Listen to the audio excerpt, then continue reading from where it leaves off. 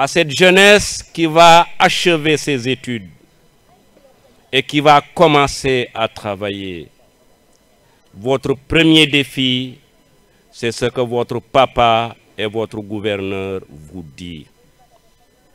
Ne vous laissez pas emporter au point que l'argent puisse vous dominer.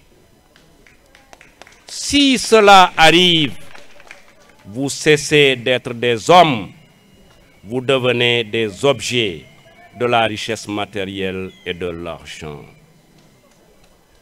Ne le cherchez pas à tous les prix. Ne cherchez pas à devenir riche à tous les prix. Travaillez ce que Dieu vous a donné comme chance. Prenez-le et que ça soit licite.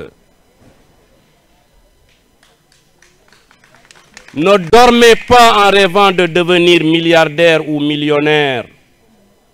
Ne vous réveillez pas en pensant construire des immeubles aux Almadies ou ailleurs. Travaillez en gardant les valeurs. Nos papas, pour la plupart, ont été peut-être de simples enseignants, entre guillemets. Ils sont restés dignes. Ils ont cru aux valeurs. La quête effrénée de l'argent ne les a jamais dominés. Ils ont pu éduquer leur progéniture et aujourd'hui de grands cadres sortent de cette éducation. Mes chers parents, pères et mères des enfants, ce n'est pas le gouverneur qui s'exprime, c'est le père de famille. Une mission, soit on la remplit, soit on la trahit. Et nous avons une mission vis-à-vis de nos enfants que nous avons amenés au monde. Je commence par moi-même. Imparfait,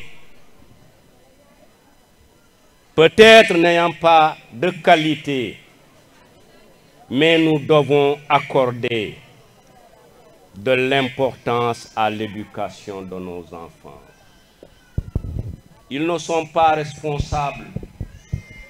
Moi, quand je rencontre ou je reçois des jeunes qui ont dévié, certes, j'ai pitié d'eux. J'ai envie de les ramener dans le bon chemin. Mais en toute responsabilité, je dis que ce sont leurs parents qui endossent toute la responsabilité. C'est nous. L'enfant est fragile au départ. C'est nous qui l'avons mis au monde. Nous connaissons les bonnes valeurs. Nous connaissons aussi les chemins de la déviation. Mais pour des raisons difficilement explicables, mon inspecteur, nous baissons les bras. Nous ne surveillons plus nos enfants. Nous ne nous demandons pas où est-ce qu'ils sont au-delà de 19 heures. Nous ne savons pas ce qu'ils ont fait dans la journée. Nous ne nous intéressons pas à qui les a fréquentés et qui ils fréquentent. Nous commençons à voir certains parmi eux, et je m'assume, à commencer à percer les oreilles et à y mettre des boucles d'oreilles. Nous capitulons. Nous constatons des types de coiffures, très honnêtement, qui ne ressemblent à rien. Nous nous taisons, nous ne rectifions pas.